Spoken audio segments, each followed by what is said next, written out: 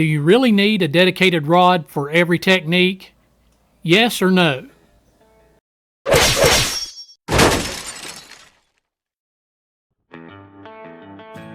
Welcome to the Bass Hole Podcast, the show where we talk bass fishing without the filters, the fluff, or the tournament politics. And I'm Bob from Bob's Bassin' and Stuff. And this is my co-host Ray.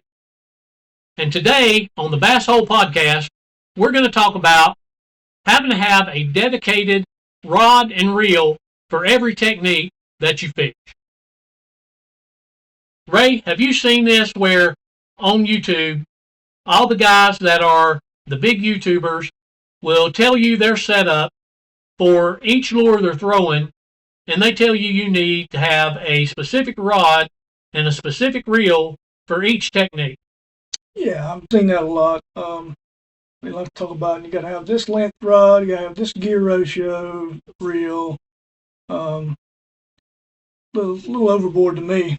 I remember growing up with zip code 33s for everything. Yeah, it was a do-it-all. But yeah, I've seen it, and I guess it fits the fisherman, so to speak. I can see where it comes into play if you're tournament fishing and you got all these different ones tied on already for this application, that. So it's just swap and go.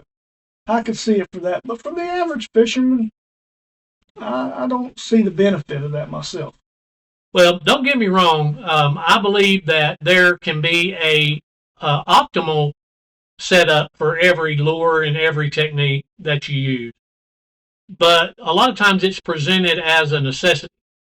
And if you can afford it, more power to you, and have the best of the best for each thing. Right. Nothing wrong with that. A lot of tournament fishermen can't afford that, and so it's not an issue. But for the everyday fisherman, the fun fisherman, I just want to say that having to have that to fish every possible different type of lure and technique is a bunch of crap. It's not true. You don't have to do it. You can make do with rods and reels that are affordable and that are good for multiple applications. You don't have to have a specialty rod for every technique. Again, if you can and you choose to, more power to you. I'm not knocking you for that. By all means, support the fishing industry. Buy all the stuff that you can that makes you happy and you can afford that don't put you in debt. But to say that average Joe angler out here needs to have a dedicated rod for throwing a crankbait, and another rod for throwing a Texas rig, and another rod for throwing a jig, and another rod for flipping, and another rod for glide bait, all that is just, it's overkill. I think if you're really interested in bass fishing, you need to have multiple bait casting reels and rods, and you need to have at least a couple of spinning combos. And if you have that, you've got enough to go out and catch plenty of fish. In some ways, these guys on YouTube, they're selling product for sponsors. And if they're doing that, more power to them. They're repping a rod or reel company and they're pushing product, and that's fine. And I think their advice is always sound. I'm sure they're telling you the optimal setup to have for those, but it just isn't something you have to do. If you're on a weekly paycheck and you're doing everything you can to just have the extra money to bass fish, then get you a good multi-purpose bait casting rod and reel, and get you a spinning reel and a spinning rod, and you've got all you need. A bait casting setup, you need to have probably a 7-foot rod. You could go 6'6", but you don't have to have a 7'4" or a 7'10". I mean, those things, that's overkill for the regular fishing guy. And then just get you a good solid reel. You may have to replace it more often. It is what it is. It's like anything else. You get what you pay for. If you can afford a $450 bait caster, then by all means, treat yourself. I know that with the way I lay my rods on the deck of my little boat, I'd have a hard time buying a $200 or $300 fishing rod because I'm worried it's going to get stepped on. If I had a bigger deck and if I had a rod locker in my boat and stuff, I'd probably do that, but I can't do it with the way things are now. And I think sometimes those people, putting out there that you got to have this for that and this for that. You got to remember, there's a lot of people that fish for fun. Right. And sometimes that intimidates them to think, I've got to have that, or I'm not going to be able to go out there and fish and compete, Sometimes it's a reverse effect on their mind, and next thing you know, they're not wanting to go do it because they don't have that. The numbers of fishermen, just like hunters today, are dwindling. Yeah. So we want to keep people out there having fun, not just the tournament guys. Well, and there's times when fishing gets so expensive that people that want to do it don't want to try to do it. Right. Lures get more expensive. The fact that there's now glide baits selling for over $200 blows my mind. And there's people using them, and there's YouTubers pushing those. And again, nothing wrong with it if you can afford it. I would love to have the best gear of everything, but I'm a realist. I'm not going to have the best gear on everything. I don't have the best hunting rifle. I have a good hunting rifle, and I have a hunting rifle I'm accurate with. That's all I care about. Yeah. And I can catch fish with the equipment and the lures that I have. But that don't mean I won't upgrade from time to time, and I'm going to. But you don't have to start out that way, and you don't have to have a new rod and reel for every technique. Now, if any wives are listening, I didn't say any of that. Don't believe a word. All these guys that tell you they have to have that, they really, really do. Okay? Christmas presents. Christmas presents, or if they will go to spend the money and the wife says, why'd you have to have a new rod? Yeah. They really needed that rod, guys. So we're for you too. Yeah, absolutely. We don't want to blow your game up. So, but no, we just want to come on here and talk about the fact that you can have rods from Dick's Sporting Goods or Academy Sports, good combos that are solid. They're going to do the job. There are certain rods that you probably need. If you're going to throw the big $200 glide baits, I would suggest getting the correct equipment for that. And definitely listen to these guys on YouTube that throw those, because you don't want to have your line snap with a cheap rod and reel, or inexpensive rod and reel, I should say, and lose a $200 bait because it snaps the line, and you get a bird's nest that snaps your line, and your hook goes in the water in 30 foot and sinks to the bottom. Yeah. I think one thing we need to kind of remember is, let's take professionals. Okay, they have these expensive rod and reels, but you got to remember what they're doing. They're trying to cover a lot of water to catch a lot of fish, because they're competing. And that ratio might be the difference of getting 3 casts to 1 to somebody else covering that water quickly. But there's no need to be a slave to your equipment. That's right. And if you can afford that kind of stuff, you can go out and have a great fishing trip with stuff that you can't afford. And that's kind of where we're coming from. You don't have to have a specific setup for every technique. We have probably maybe 5 spinning combos on the deck of our boat, probably.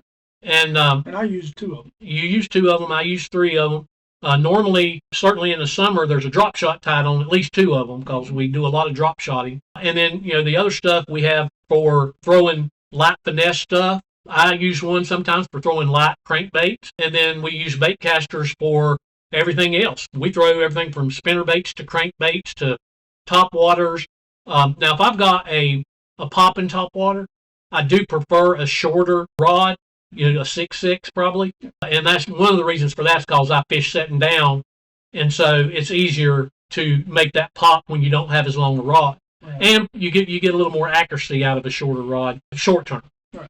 You get more distance with the longer. If I had a 6'6" and a 7-foot baitcaster and didn't care about taking the time to just change every time I wanted to change anything, that's all I would need. Because we throw, like I said, we throw spinner baits, crankbaits, glide baits, jigs, Texas rigs, all that stuff on our baitcasters. And we, other than again that length for the poppers or a jerk bait, I don't pay any attention to what length rod I'm using or which rod I'm using. They're interchangeable for us. And we catch plenty of bass. Now, we ain't catching great big ones, but the rods and reels ain't got nothing to do with that, because we have to hook them first, don't we? Yeah. As a beginner, don't let people make you think that this has to be more than it does. It can be a lot more affordable than what it's made out to be if you listen to all the YouTubers. And don't forget, a lot of these guys are sponsored by rod and reel companies and lure companies, so they're of course going to be pushing the stuff that belongs to the companies that sponsor them. As a beginner, you don't need the expensive stuff because you want to make sure you're going to like it first. Right. You know, before you go start upgrading. Now, the more you become a novice and those kind of things, of course, it's just natural instinct you're going to want to upgrade. Yeah, like I said, like I you would. said, Yeah. Me, I'm not that type of fisherman. I go out there and have fun. Just don't care what I got in my hand. Now, you know, like hunting, I started out hunting with a 30-30. Mm-hmm.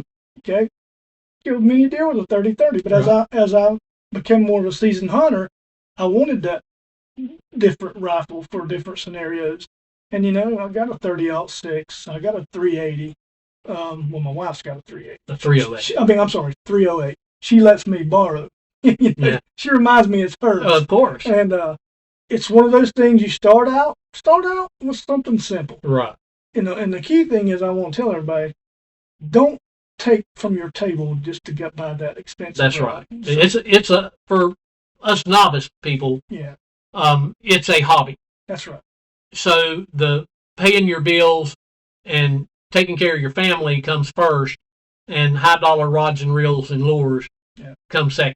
We have to understand fishing is a sport and a hobby, and while it can be very expensive, it doesn't have to be. It can be one that's affordable. We've talked about that in prior videos. The cost of new boats, and it doesn't have to go to that upper end from the get-go. Make sure it's something that you absolutely love and want to do before you go that far. And you don't ever have to go that far. We're fishing out of a Bass Tracker Classic 2020 edition. We can pretty much go anywhere we want to. Now, would I love to have a $70,000 bass boat with spot lock and power pole? Sure. But, you know, I'm just not, at this point, ready to spend that kind of money for that when our boat gets it done. And rods and reels, same way. I can upgrade eventually and will start buying a little bit better. I've started buying a little bit of reels now than I used to. I used to just go buy the best combo I thought I could get for the buck at Dick's or Academy Sports. And now, you know, I do pay more attention to what the reel can do and all of that. And it makes a difference. You get what you pay for. If you can afford those kind of rods and reel setups and have one for each thing, by all means, we're not knocking you. But if you can't, don't let that stop you from fishing. We need bass fishermen. We need people out there fishing for fun, just like we need tournament fishermen. Remember, going fishing when you were young with your dad or a friend even, you know, that's where it all started.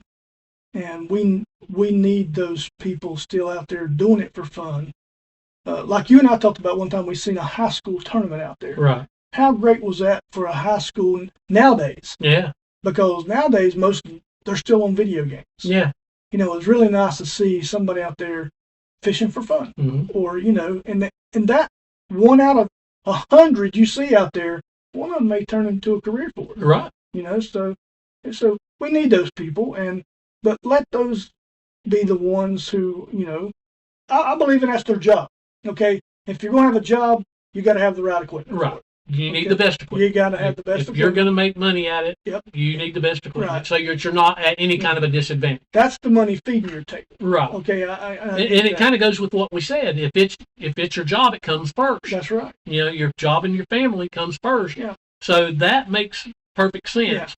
Yeah. If it's not, and it's not going to be, and you're out there fishing for a good time or fishing to win $200 in a club tournament on a local lake that you spent $500 to do. Right. That's a different situation. And if you decide to treat yourself, which is fine, right? Yeah, sometimes you need to treat yourself. But remember, if you treat yourself to that something that took out of your budget, you be prepared to eat sausages that night when your kids eat right. Right. Or your wife or whatever. Right. So and I, you know, I can testify that. So you need to put them first. So, yeah. Same here. Don't take away from your daughter or son's birthday coming up this weekend because you want a new rod and reel. Right. Now, we don't want to dissuade you from bass fishing. That's the last thing we want. We want to encourage you to bass fish. If you're not bass fishing now and you have an interest, we want you to start. A lot of my channel is catered towards beginners. So we want you out there. And if you can upgrade as you go and get better equipment, you don't have to start out with all that stuff. A lot of that's just noise. You can block that out and then upgrade as you go and treat yourself as you can afford it. That's what we're looking for you. We want you to be out there bass fishing. We want to pass the fishing on to a younger generation. And we see that on the water. We see it on YouTube.